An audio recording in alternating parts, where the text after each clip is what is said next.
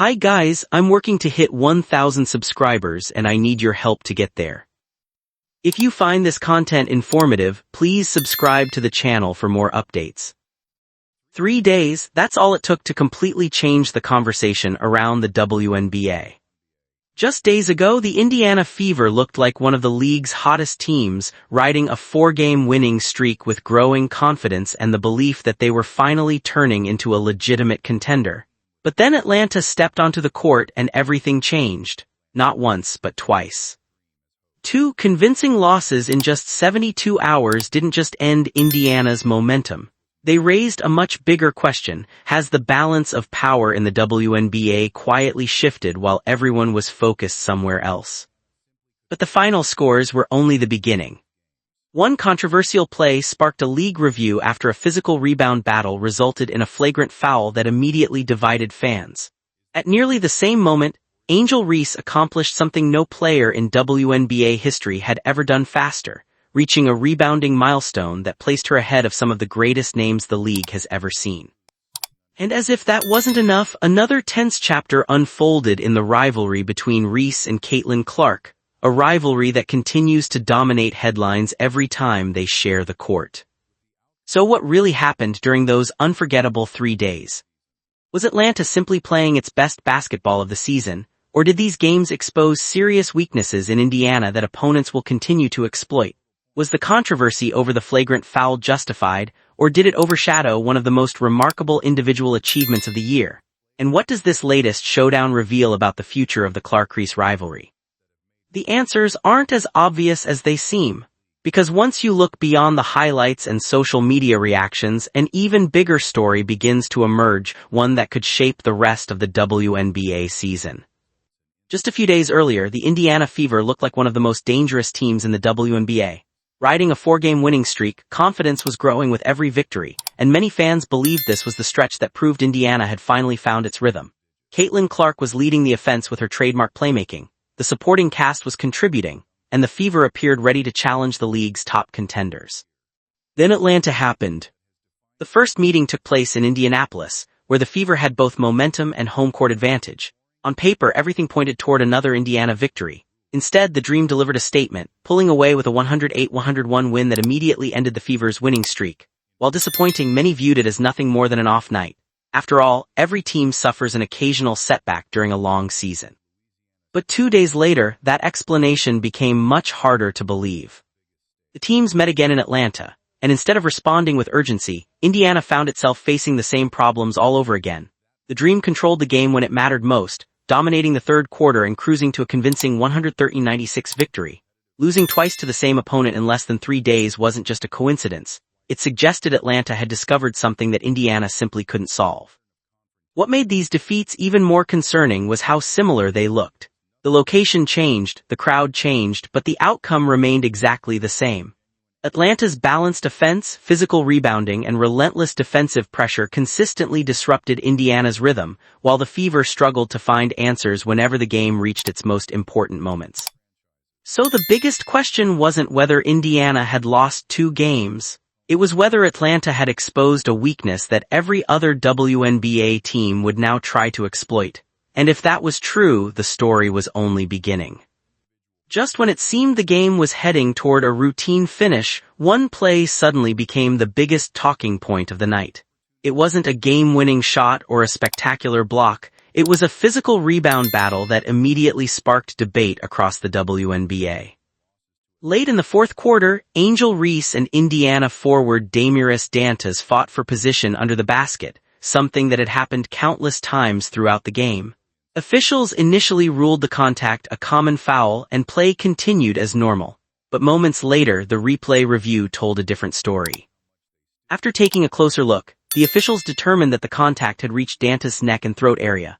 The foul was upgraded to a flagrant one, giving Indiana free throws and possession while instantly shifting the conversation away from the final score. Within minutes, fans were split. Some believed the officials made the correct decision because player safety must always come first, especially involving contact near the head or neck. Others argued the play was simply the result of 2 players battling aggressively for a rebound and didn't deserve the harsher penalty. Under the WNBA's current disciplinary system, the decision carried consequences beyond that single game.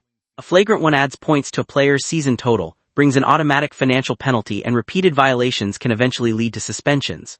For Reese, it became her second flagrant foul of the season, placing her one step closer to the league's accumulation threshold, though still well short of an automatic suspension. What made the incident even more fascinating was its timing. Only minutes earlier, Reese had reached one of the greatest rebounding milestones in WNBA history. Yet instead of celebrating that achievement, much of the post-game discussion focused on a single controversial whistle. And that raised another question: had one replay overshadowed a truly historic performance? While the flagrant foul quickly dominated headlines, it almost erased a moment that deserved attention for an entirely different reason. Earlier in the game, Angel Reese had quietly accomplished something no player in WNBA history had ever done faster, and it may end up being remembered long after the controversy fades. During the third quarter, Reese grabbed an offensive rebound, converted the second-chance opportunity, and reached an astonishing milestone: 1,000 career rebounds. On its own, that number is impressive. But what truly stunned the basketball world was the speed at which she got there. Reese needed just 79 career games to reach the mark, breaking the previous record held by WNBA legend Tina Charles by an incredible 10 games. That isn't the kind of record that falls by accident. Rebounding is often one of basketball's most overlooked skills because it rarely creates flashy highlights. It demands relentless effort, perfect positioning, physical strength, and the determination to battle for every loose ball on nearly every possession. Offensive rebounds are even tougher, forcing players to fight through defenders while anticipating exactly where the ball will bounce. It's a skill built on consistency rather than moments of brilliance, and Reese has turned it into one of the biggest strengths of her game. Her historic night didn't stop there. Reese also recorded another double-double, continuing a season in which she has established herself as one of the league's most dependable interior players. Even on nights when her shooting isn't perfect, she consistently finds ways to impact the game by extending possessions, creating second chances, and controlling the glass. Perhaps that's what makes this achievement so significant. While many players build their reputation through scoring, Reese is proving that dominance can come in different forms. Her record wasn't built on highlight plays alone. It was built on effort, persistence, and doing the little things that often decide who wins basketball games, and that message may be even more powerful than the record itself. Even before the opening tip, everyone knew this game carried extra weight. Whenever CaitlinClark and Angel Reese share the same court, the spotlight grows brighter, every interaction gets analyzed, and even the smallest moments can become headline news. Saturday's matchup was no exception. Early in the game, Clark knocked down a three-pointer with confidence, setting the tone for Indiana's offense. Moments later, after a whistle-stop play, Reese reached toward the ball still in Clark's hands, prompting Clark to wave her away. It lasted only a second, but within minutes the clip was spreading across social media, with fans debating what it meant. Some saw it as harmless competitive fire, while others believed it reflected the intensity that has followed these two stars for years. The brief exchange itself was visible on the court, but interpretations of its meaning remain just that: interpretations.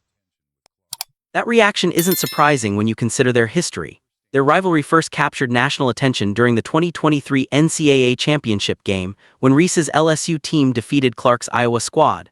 Since then, every professional meeting between them has attracted enormous interest, with fans eager to see whether the next chapter will produce another unforgettable moment. As Atlanta pulled away in the second half, the competitive energy never disappeared. There were more intense possessions, emotional reactions, and visible determination from both sides. Yet beneath the headlines, both players remained focused on the same goal: winning. Whether the rivalry is fueled by personal feelings or simply two elite competitors refusing to back down is something only Clark and Reese truly know. What can't be disputed is its impact on the league. Every matchup brings packed arenas, record-breaking television audiences, and non-stop discussion across social media. At this point, Clark versus Reese is more than a player matchup. It's one of the WNBA's biggest attractions. And judging by this latest chapter, the story is far from over. As impressive as Angel Reese's individual performance was, Atlanta's biggest statement wasn't made by one player. It was made by the entire team. Championship contenders rarely depend on a single superstar to carry them every night, and against Indiana, the dream looked exactly like the kind of balanced team built for a deep playoff run. The numbers tell the story. 5 Atlanta starters finished in double figures, making it nearly impossible for Indiana's defense to focus on just one scoring threat. Whenever the Fever slowed one player, another stepped up. Howard delivered timely baskets, Alicia Gray attacked with confidence, Reese controlled the paint, and the supporting cast consistently made the right plays at the right moments. There was no obvious weak link for Indiana to exploit. What truly separated Atlanta, however, was what happened after halftime. With the game still within reach, the Dream completely took over the third quarter. Their defense became more physical, passing lanes disappeared, and every missed Indiana shot seemed to turn into a fast break opportunity the other way. That decisive stretch transformed a competitive contest into a convincing victory, and highlighted just how quickly Atlanta can seize control when momentum shifts. Indiana, by contrast, relied heavily on CaitlinClark to create offense. Clark delivered another outstanding performance, scoring, passing, and doing everything possible to keep her team within striking distance. But basketball is rarely won by one player alone. When the supporting pieces couldn't consistently match Atlanta's production, the gap became impossible to ignore. Perhaps that's the biggest lesson from this two-game sweep. Atlanta didn't win because one player had a career night. They won because every part of the roster contributed. Balanced scoring, relentless rebounding, disciplined defense, and unselfish basketball combined to produce two convincing victories. If the Dream can maintain that level of consistency against the league's best teams, they won't simply be viewed as a playoff contender. They'll be mentioned in every serious championship conversation. After everything that unfolded over those 3 unforgettable days, one question stood above all the rest. Did Atlanta simply enjoy an exceptional week, or are we witnessing a genuine shift in the WNBA's balance of power? There's a strong case for both sides.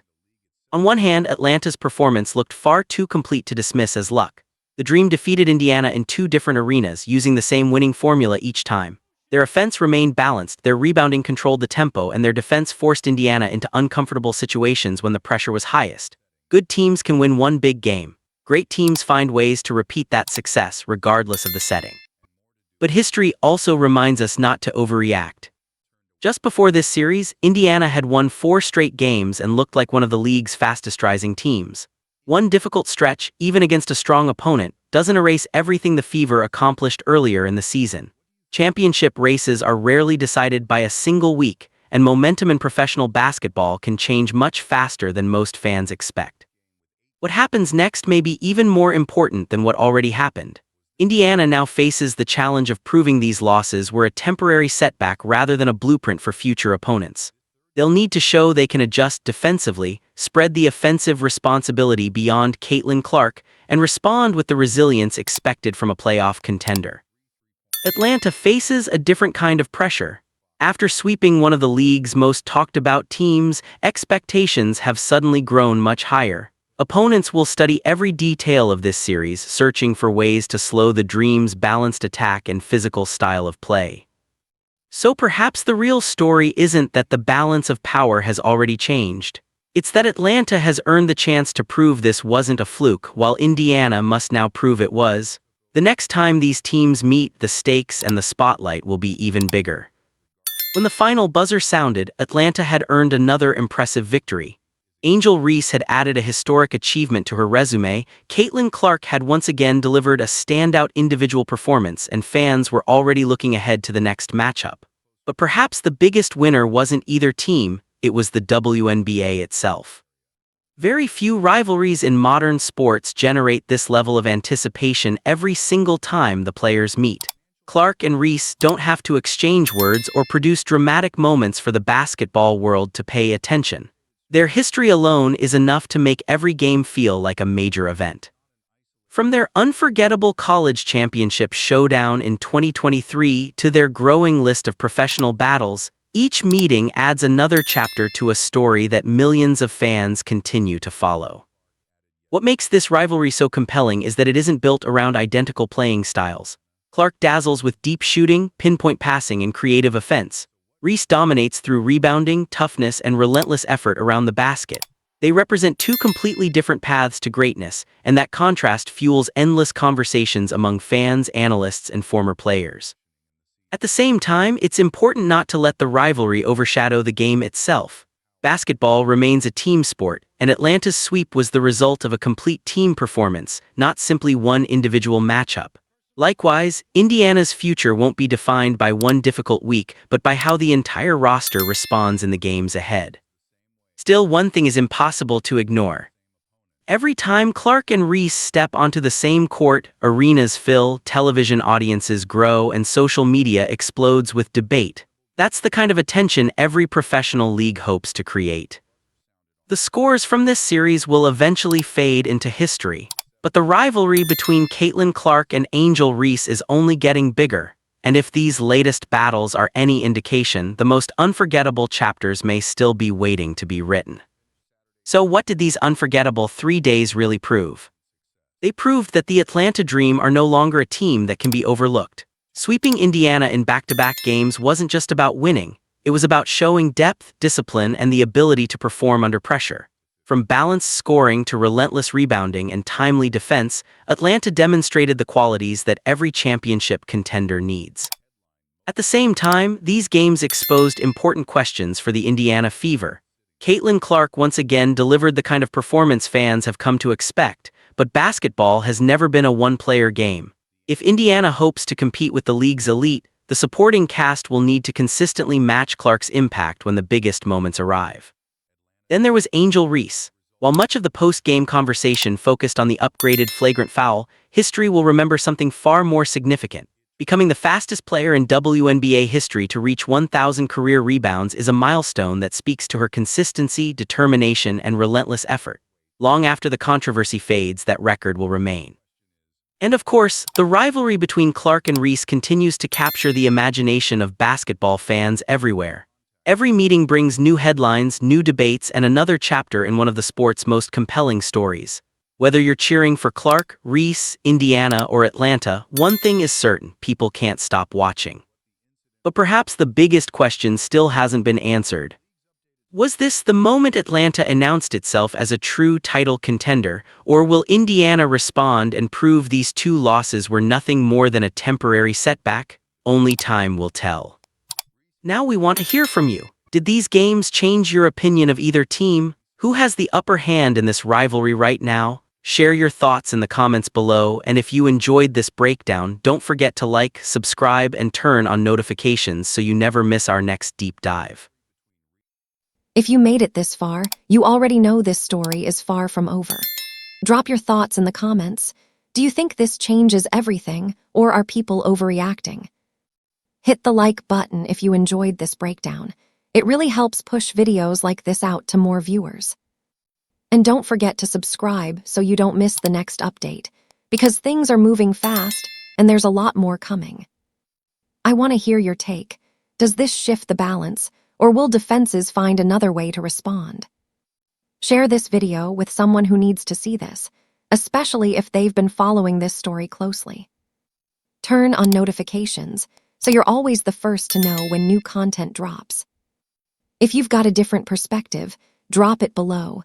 I read a lot of the comments and the discussions here are always interesting. Let me know what you think happens next, because this could go in a lot of directions. And if you enjoy content that breaks things down in a simple, engaging way, stick around. There's plenty more on the way. Thanks for watching, and I'll catch you in the next one.